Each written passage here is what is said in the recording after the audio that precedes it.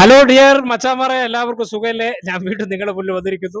പിന്നെ ഇന്ന് വന്ന ഒരു കാര്യം എനിക്ക് നിങ്ങളോട് പറയാനുള്ള ഒരു ചെറിയ കാര്യം പറയണം തോന്നി. ചെറിയ കാര്യം എന്ന് പറയാൻ പറ്റില്ല, വലിയൊരു കാര്യം തന്നെയാണ്. നമ്മളൊക്കെ ഇപ്പോൾ പത്രമാധ്യമങ്ങളിലൊക്കെ അറിഞ്ഞുകൊണ്ടിരിക്കുകയാണല്ലോ വയനാട്ടിലെ വന്യമൃഗ ശല്യവും അതിന്റെ ആക്രമണങ്ങളും പ്രതിസന്ധികളൊക്കെ. ഈ അടുത്ത് അവിടെ ഹർത്താൽ നടന്നു, ജനങ്ങളുടെ പ്രതിഷേധത്തിന്റെ ഭാഗമായിട്ട്. അത് മാത്രമല്ല, അവിടെ രണ്ടുപേര് മരണപ്പെട്ടു കാട്ടാനയുടെ ആക്രമണത്തിൽ. അത് മാത്രമല്ല, കുറച്ചു മുന്നേ കടുവയുടെ ആക്രമണത്തിൽ ഒരാൾ കൊല്ലപ്പെട്ടിരുന്നു. അപ്പൊ ഞാൻ പറയുന്നത്, വന്യജീവി ആക്രമണം വയനാട്ടിൽ ഇപ്പോൾ ഇങ്ങനെ കൂടിക്കൊണ്ടിരിക്കുന്ന അവസ്ഥ വന്നുകൊണ്ടിരിക്കുകയാണ്. അപ്പൊ ഈ ഭരണകൂടം, ഉദ്യോഗസ്ഥ വർഗം ഇതിന് വേണ്ട ഒരു നടപടി, ശക്തമായൊരു നീക്കുപോക്ക് നടത്തുന്നില്ല എന്ന് മനസ്സിലാക്കാം. ഞാൻ ചോദിക്കട്ടെ, എന്തിനാണിത്? അത് മനസ്സിലാക്കാനുള്ള ഒരു വിവരവും വിദ്യാഭ്യാസവും പക്വത ഇവർക്കില്ലേ എന്നാണ് ഞാൻ ചോദിക്കുന്നത്. കാരണം അവിടെയുള്ള ഇപ്പോഴും പിന്നെ നഷ്ടപരിഹാരം എന്ന് പറഞ്ഞിട്ട് ഒരു ഒരാള് വന്യജീവി ആക്രമണത്തിൽ കൊല്ലപ്പെടുമ്പോൾ ആ സമയത്ത് അവിടെ പോകും, നഷ്ടപരിഹാരം പ്രഖ്യാപിക്കും. ചിലർക്ക് കിട്ടും, ചിലർക്ക് കിട്ടിയില്ല. ഇപ്പോഴും അതിന്റെ പരിക്ക് പറ്റിയിട്ട് അതിന്റെ സൈഡ് എഫക്റ്റിൽ രോഗവും പ്രതിസന്ധി അനുഭവിക്കുന്ന ഒരുപാട് പേര് നമുക്കവിടെ വയനാട്ടിൽ പോയി കഴിഞ്ഞാൽ കാണാൻ പറ്റും. വയനാട്ടിൽ മാത്രമല്ല, കൊല്ലം ജില്ലയിൽ ഞാൻ ഇപ്പോൾ കൊല്ലത്തുണ്ട്, ട്രിവാൻഡ്രത്ത് ഉണ്ടായിട്ടുണ്ട്. പല വനപ്രദേശ ചുറ്റുപാടിൽ താമസിക്കുന്ന ഒരുപാട് പേർക്ക് ഇതിന്റെ പ്രതിസന്ധി ഉണ്ടായിട്ടുണ്ട്.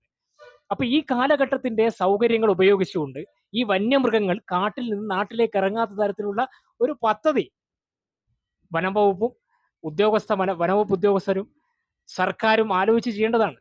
അല്ലാതെ ഓരോ ആക്രമണം ഒരാള് വന്യജീവിയുടെ ആക്രമണത്തിൽ കൊല്ലപ്പെടുമ്പോൾ ആ വീട്ടിൽ പോയി അവരെ ആശ്വസിപ്പിക്കുകയും അവർക്ക് ധനസഹായം പ്രഖ്യാപിക്കുകയും അവിടുന്ന് പിന്നെ ആ ഭാഗം തിരിഞ്ഞു നോക്കാതെ ചെയ്യുന്ന ഒരു അവസ്ഥയല്ല വേണ്ടത്. ആ ഭാഗം മാത്രമല്ല, ആ ഏരിയ തന്നെ, അല്ലെങ്കിൽ ഈ പിന്നെയും ഈ പ്രതിസന്ധി വരുമ്പോൾ തിരിഞ്ഞു നോക്കാതെ അവിടെ പോയി ആശ്വസിപ്പിച്ചു വരുന്ന ആ സ്ഥിതി മാറണം എന്നാ പറയുന്നത്. ഇതിന് ശക്തമായ രീതിയിൽ ഒരു മാസ്റ്റർ പ്ലാൻ തയ്യാറാക്കിക്കൊണ്ട് ഈ വന്യമൃഗങ്ങൾ കാട്ടിൽ നിന്ന് നാട്ടിലേക്ക് ഇറങ്ങുന്ന അവസ്ഥ ഇല്ലാതാക്കണം. അത് മാത്രമല്ല, ഈ വന്യമൃഗ ആക്രമണത്തിൽ കൊല്ലപ്പെട്ട ഒരു വ്യക്തിയുടെ കുടുംബത്തിൽ ആർക്കെങ്കിലും ജോലി കൊടുക്കുമെന്നൊക്കെ പറയുന്നുണ്ട്. പല ആൾക്കും അത് നടപ്പായതായിട്ട് കാണുന്നില്ല. അപ്പൊ അതൊക്കെ നടപ്പിലാക്കുക. അത് ഈ ആക്രമണത്തിൽ കൊല്ലപ്പെട്ട വന്യജീവി ആക്രമണത്തിൽ കൊല്ലപ്പെട്ട വ്യക്തിയുടെ ബന്ധപ്പെട്ട ആർക്കെങ്കിലും ജോലി കൊടുക്കാൻ ഒരു വാഗ്ദാനം കൊടുത്തിട്ടുണ്ടെങ്കിൽ അത് കൊടുത്തില്ലെങ്കിൽ അവർക്ക് ജോലി കൊടുക്കുക. നഷ്ടപരിഹാരം കിട്ടാനുണ്ടെങ്കിൽ അവർക്ക് നഷ്ടപരിഹാരം കൊടുക്കുക. അതൊക്കെ ആദ്യം കർക്കശമായി നടപ്പിലാക്കുക. അതാ ചെയ്യേണ്ടത്. ഇനിയെങ്കിലും ആർക്കും ഈ ബുദ്ധിമുട്ട് വയനാട്ടിലോ ഈ മലയോര പ്രദേശത്തോ ഈ വനപ്രദേശത്ത് താമസിക്കുന്ന ആർക്കും ഉണ്ടാവാൻ പാടില്ല. അത് മാത്രമല്ല, കാട് കയ്യേറിക്കൊണ്ടുള്ള അനധികൃതമായിട്ടുള്ള പിന്നെ റിസോർട്ട് നിർമ്മാണം, ഈ കാടിന്റെ ആവാസ വ്യവസ്ഥക്ക് ബാധിക്കുന്ന തരത്തിലുള്ള നിർമ്മാണങ്ങൾ, ചില മേലാളന്മാരുടെ അങ്ങനെയുള്ള നിർമ്മാണങ്ങൾക്കെതിരെ ശക്തമായിട്ട് ഗവൺമെന്റ്, പിന്നെ വന്യജീവി വകുപ്പൊക്കെ പരിസ്ഥിതി വകുപ്പൊക്കെ ശക്തമായ നടപടി എടുക്കുക.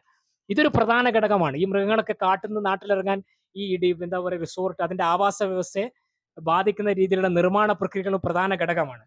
അത് ആ നാട്ടിലുള്ളവരല്ല, പുറത്തു നിന്നുള്ള റിസോർട്ട് മാഫിയകളൊക്കെയാണ് ഇതിന്റെ പിന്നിൽ പ്രവർത്തിക്കുന്നത്.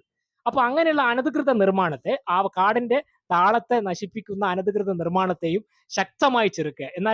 എന്നാൽ ഒരു പരിധി വരെ, ഒരു പരിധി വരെ ഇതിന് കാരണമാണ്. പിന്നെ ഈ വേലി കെട്ടുക. കുറച്ചു മുന്നേ ഞാൻ പറഞ്ഞല്ലോ, ഈ മൃഗങ്ങൾ ഇറങ്ങുന്ന ഒഴിവാക്കാൻ അങ്ങനെ ചില വേലികളൊക്കെ കെട്ടിയിട്ട് അത് തിരിച്ചിട്ട് അതിന് വേണ്ട നടപടി സ്വീകരിക്കുക. അതുപോലെ കർഷകർക്ക്, ഈ കാടുമായിട്ട് വന്ന ഒരുപാട് കർഷകരുണ്ട് അവിടെ ജീവിക്കുന്നത്. അവർക്ക് അതിനുള്ള സുഗമമായി കൃഷി നടത്താൻ, അവരെ കൃഷിയിടത്തിലേക്ക് ഇറങ്ങാതിരിക്കാനുള്ള നടപടിയൊക്കെ കൃഷി വകുപ്പും അല്ലെങ്കിൽ വനവകുപ്പൊക്കെ ചേർന്നിട്ട് ആലോചിച്ചിട്ട് നടപടി സ്വീകരിക്കും. ഈ വന്യമൃഗങ്ങളുടെ ശല്യം, പ്രത്യേകിച്ച് പന്നിയുടെ ശല്യമൊക്കെ അവർക്കുണ്ട്, ആ കാട്ടാനയുടെ ശല്യം, അതൊക്കെ ഒഴിവാക്കാൻ വേണ്ടി ശക്തമായ നടപടി സ്വീകരിച്ചേ പറ്റൂ. അതാണ് എനിക്ക് ബന്ധപ്പെട്ട അധികാരികളോട്, സർക്കാരിനോട് പറഞ്ഞത്. ഈ സംഭവം നടന്നിട്ട് ഇതുവരെ സംഭവം 2 ദിവസമായിട്ട് അവിടെ രണ്ടുപേര് കൊല്ലപ്പെട്ടപ്പോൾ അവിടെ ഒരു ഹർത്താൽ പ്രതിസന്ധി വന്നപ്പോഴും സ്റ്റേറ്റ് ഫോറസ്റ്റ് മിനിസ്റ്റർ ആ ഭാഗത്ത് പോയില്ല. ആ വീട്ടിലോ പോയില്ല. അവരൊന്നും ആശ്വസിപ്പിച്ചില്ല. സംസ്ഥാനത്തിന്റെ മുഖ്യമന്ത്രി, ചീഫ് മിനിസ്റ്റർ പോയോ? ആശ്വസിപ്പിച്ചോ? അവരിവിടുന്ന് പറഞ്ഞു, ഇങ്ങനെ പ്രസ്താവന നടത്തിയെന്നല്ലാതെ അവിടെ ആ വീട്ടിൽ ആശ്വസിപ്പിക്കുകയില്ല. എനക്കൊന്ന് ഇന്നെന്തോ തദ്ദേശ സ്വയംഭരണ വകുപ്പ് മന്ത്രിയുടെയോ റവന്യൂ മിനിസ്റ്ററുടെയോ ഒക്കെ യോഗം വിളിച്ചിട്ടുണ്ട് ഇന്ന് അവിടെ വയനാട്ടിൽ. അതല്ലല്ലോ വേണ്ടേ? അത് വേണം, നല്ല കാര്യം വേണം എന്നല്ല പറയുന്നത്. ആ യോഗം വെറും പായ്വാക്കാവരുത്. ജനങ്ങൾക്ക് കിട്ടേണ്ടത് കിട്ടുകയും അതിനുള്ള നടപടി സ്വീകരിക്കുകയും ചെയ്യുന്ന യോഗമായിരിക്കണം. വെറുതെ ചായ കുടിച്ച് വരുന്ന യോഗമാകരുത്. അത് മാത്രമല്ല, ഈ കഴിഞ്ഞ ദിവസം അവിടെ പോകാനുള്ള ഒരു മനസ്സ് അയാൾ, ബഹുമാനപ്പെട്ട ഫോറസ്റ്റ് മിനിസ്റ്റർ കാണിച്ചില്ല. അതൊക്കെ വളരെ പൊറുക്കാൻ പറ്റാത്ത തെറ്റാണ്.